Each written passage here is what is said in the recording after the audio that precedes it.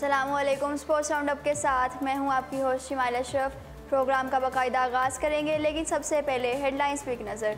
Chairman Pakistan cricket board Najam Sethi का इस्तीफ़ा। Chairman PCB का मामला, क्या इमरान खान बोर्ड कवानीन से लाइल्म है। नटिंघम टेस्ट, भारत की जीत के करीब, इंग्लैंड को बड़ी शिकस्त का इम्कान। एशिया क्रिकेट कप 2018 के लिए टिकटों की फ़रोख्त का आगाज़ आज से हो गया। एशियन गेम्स में कौमी हॉकी टीम का फातेहाना आगाज़।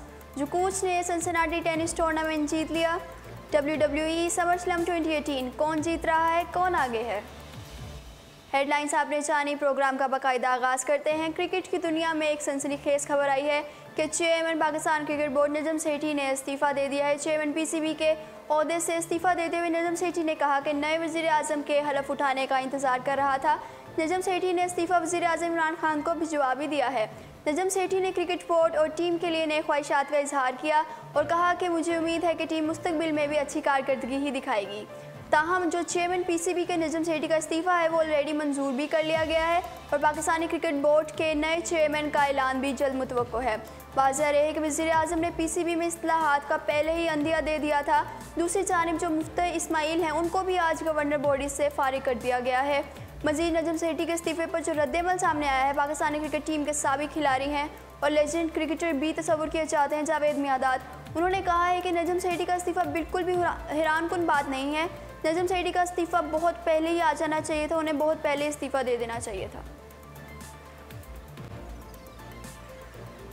चेयरमैन पीसीबी का मामला, क्या इमरान खान बोर्ड कवानीन से लाइल्म थे। वज़ीर आज़म इमरान खान ने ICC के साबिक सदर और मशहूर क्रिकेट एडमिनिस्ट्रेटर एहसन मानी को पाकिस्तान क्रिकेट बोर्ड का चेयरमैन नामजद कर दिया, जो कि ठीक बात नहीं थी। एहसन मानी ने मीडिया से गुफ्तगू करते हुए कहा था कि मेरा और इमरान का विजन एक है, हम दोनों क्रिकेट को बुलंदियों पर लेकर जाना चाहते हैं। उन्होंने कहा कि मैं कैसे काम करूँगा इस बारे में हम बाद में बात करेंगे। वज़ीर आज़म इमरान खान ने पीसीबी कवानीन से लाइल रहते हुए उन्होंने नजम सेठी के इस्तीफ़ा देने के फ़ौरन बाद सोशल मीडिया पर एहसन मानी को चेयरमैन पीसीबी मुकर्रर करने का ऐलान कर दिया था। ताहम 1 घंटे के बाद जब उनको थोड़ा एहसास हुआ, जब उन्हें कानून का इल्म हुआ, तो उन्होंने एक और ट्वीट में कहा कि ये चेयरमैन पीसीबी के लिए जो आईनी तरीका है उसके मुताबिक ही आएंगे। हम एहसन मानी को बोर्ड ऑफ गवर्नर्स के लिए नामजद करते हैं और एहसन मानी इलेक्शन लड़के ही चेयरमैन बनेंगे। वाज़ेह रहे कि पाकिस्तान क्रिकेट बोर्ड के आइन के तहत मुल्क का वज़ीर आज़म जो है वो बोर्ड का पैटर्न इन चीफ होता है और पीसीबी के आइन के मुताबिक जो वज़ीर आज़म है वो 2 नुमाइंदे बोर्ड ऑफ गवर्नर्स में नामजद कर सकता है। जिसके बाद जो बोर्ड ऑफ गवर्नर्स है उसके अंदर 10 अरकान होते हैं। उनमें से वो जो 10 अरकान है वो सब मिलकर एक जो चेयरमैन है उसका इंतखाब करते हैं। जो पाकिस्तान का इस वक्त का बोर्ड ऑफ गवर्नर्स है उसमें 10 लोग हैं, उनमें से जो 4 लोग हैं वो अदारे के हैं, 4 लोग रेंजर्स की जानिब से और 2 लोग वो होंगे जो हुकूमत नामजद करेगी।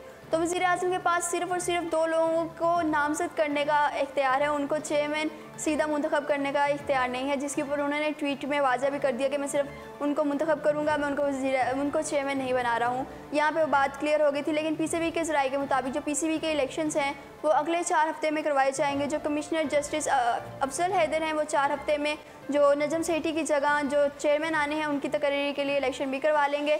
और इमरान खान ने ट्विटर पर अपने जो पहले पैगाम आया था जिसके अंदर उन्होंने एहसन मानी को चेयरमैन डिक्लेयर कर दिया था, उसमें ये कहा था कि मैं एहसन मानी को नया चेयरमैन पीसीबी तैनात कर रहा हूँ और अपने साथ वसी और कीमती तजुर्बा लेके आएंगे। वो इंटरनेशनल क्रिकेट काउंसिल में पाकिस्तान की बेहतरीन नुमाइंदगी भी कर चुके हैं। वो 3 साल तक ICC के खजांची रहे हैं और इसके साथ साथ वो 3 साल तक ICC के सरबराही भी कर चुके हैं। उन्होंने कहा था कि ये बेहतरीन चॉइस है अगर हम एहसन मानी को सामने लेके आते हैं। लेकिन बाद में जब उनको इल्म हुआ कि उन्हें कानून के मुताबिक चलना है तो उन्होंने ये चीज़ वापस ले ली थी और फिर उन्होंने कहा कि मैं सिर्फ नामजद करूँगा।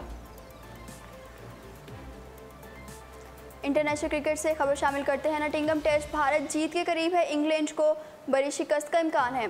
इंग्लैंड और भारत के दरमियान नटिंघम में जारी टेस्ट में भारत की पोजीशन मुस्तहकम हो गई है, जिससे इंग्लैंड के सर पर शिकस्त का खतरा मंडला रहा है।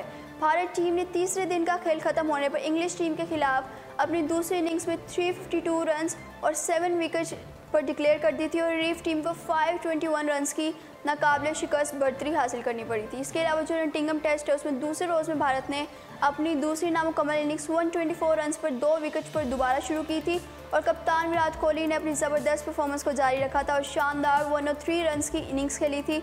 जबकि जो पाचरा थे उन्होंने 72 रन और हार्दिक पांड्या ने 52 रन बनाकर नुमाया कारकर्दगियाँ दिखाई थी। इसके अलावा जो भारतीय बैट्समैन हैं उन्हें बहुत ज़बरदस्त बैटिंग के साथ साथ 7 विकेट्स पे 352 रन स्कोर कर लिए थे। और इसके अलावा जो इनिंग्स यहीं पर डिक्लेयर हो गई थी, इसके अलावा जो उनकी मजमूई तौर पर उनकी हरीफ टीम है उसको 521 रन का स्कोर दे दिया था। लेकिन जो इंग्लिश बॉलर्स थे उन्होंने भी अच्छी परफॉर्मेंस दिखाई थी। उसके अंदर जो उनके बेन स्टोक्स थे उन्होंने 3 विकेटें हासिल की थी। इसके अलावा आदिल राशिद ने भी 3 विकेटें हासिल की थी। और भारत की जानिब से दिए गए 521 रन की बढ़तरी के बाद मेज़बान टीम को बहुत भारी मार्जिन से शिकस्त का सामना करना पड़ा है, जबकि खेल के इख्तिताम की जानिब जा रहा है। और अपनी दूसरी इनिंग्स में इंग्लैंड ने बगैर किसी नुकसान के सिर्फ 23 रन स्कोर किए थे। और जो उनके एलिस्टर कुक हैं उन्होंने 9, और जबकि उनकी जेनिंग्स है उन्होंने 13 रन पर अपनी नाकाबिल शिकस्त रहे थे। और मैच अभी वहीं पर ख़त्म हो गया था और दोबारा आगाज़ अगले रोज़ यहीं से किया जाएगा। और आपको एक और बात भी बताते चलें कि उनके जो बेहतरीन बैट्समैन हैं जॉनी बेयरस्टो, वो इस वक्त मैच से बाहर हो गए हैं, क्योंकि उनकी उंगली में फ्रैक्चर की बाइस उनको अनफिट डिक्लेयर कर दिया गया है, जिसकी वजह से वो बैटिंग भी नहीं कर पाएंगे। और इस चीज़ पर सवालिया निशान भी आ गया है कि आप वो अगले सीरीज़ का हिस्सा बनेंगे या नहीं। लेकिन ये बात अभी यहीं पे है कि वो आगे आएंगे या नहीं, लेकिन क्योंकि अभी वो टीम से बाहर हो चुके हैं। इसके अलावा ये भी बताते चले कि ये जो दोनों मुल्कों के दरमियान मैच हो रहा है ये 5 टेस्ट मैचेस की सीरीज़ है। उसमें इंग्लैंड को अभी 2-0 से वो आगे है, लेकिन अभी देखेंगे कि भारत जीता है या इंग्लैंड। एशिया क्रिकेट कप से खबर शामिल करते हैं कि एशिया क्रिकेट कप 2018 के लिए टिकटों की फ़रोख्त का आगाज़ हो चुका है। यूएई में आइंदा माह में शुरू होने वाली एशिया कप के मैचेस की टिकटों की कीमत 20 से 750 दरहम मुकर्रर की गई है। इवेंट्स में पाकिस्तान, भारत, अफगानिस्तान, श्रीलंका के साथ बांग्लादेश की टीमें शरीक होंगी। और इवेंट्स में तमाम मैचेस डे और नाइट दोनों में खेले जाएंगे।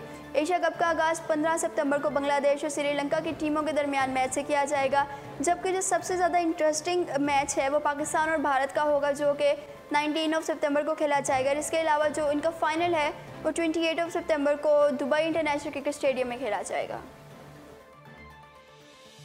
एशियन गेम्स से बड़ी खबर शामिल करते हैं। एशियन गेम्स में कौमी हॉकी टीम का फातेहाना आगाज़। एशियन गेम्स में फुटबॉल के बाद पाकिस्तान ने हॉकी टीम में भी कमाल कर दिखाया है। थाईलैंड को 10-0 से पछाड़ दिया और मोहम्मद अतीक ने 3 गोल स्कोर कर लिए।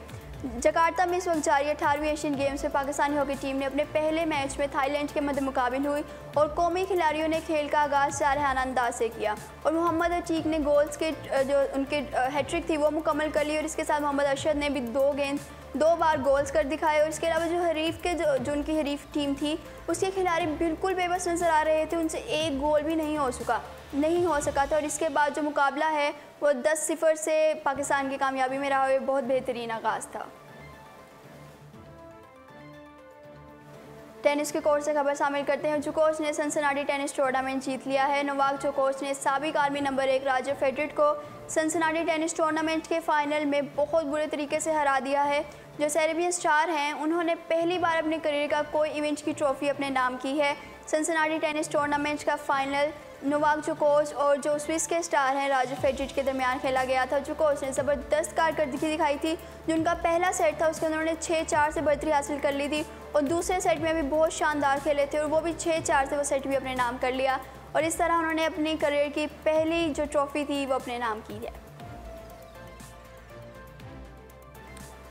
WWE समरस्लैम 2018 कौन जीत रहा है, कौन आगे है इस वक्त? WWE इंतजामिया की जानिब से समरस्लैम 2018 का इनेकाद किया गया है, जिसमें WWE चैम्पियनशिप के साथ साथ यूनिवर्सल चैम्पियनशिप और यूनाइटेड स्टेट्स चैम्पियनशिप भी साथ खेली जा रही है। और इसमें जो सबसे ज़्यादा इंटरेस्टिंग मैच है समरस्लैम में वो इस वक्त यूनिवर्सल चैम्पियनशिप का मैच है, जिसमें रोमन रिजीन्स और ब्रूक लेसनर मद्दे मुकाबिल हैं। वो दोनों एक बहुत ज़्यादा इंटरेस्टिंग फैक्टर है, क्योंकि यूनिवर्सल चैम्पियनशिप में 3 मरतबा ब्रूक लेसनर से शिकस्त खा चुके हैं रोमन रिजीम। और फिर आखिर समरस्लैम जो 2018 में मुनक़िद करवाया गया है कल के ही रोज़, उसमें ब्रूक लेसनर को उन्होंने शिकस्त दे दी थी और यूनिवर्सल चैम्पियनशिप का टाइटल भी अपने नाम कर लिया था।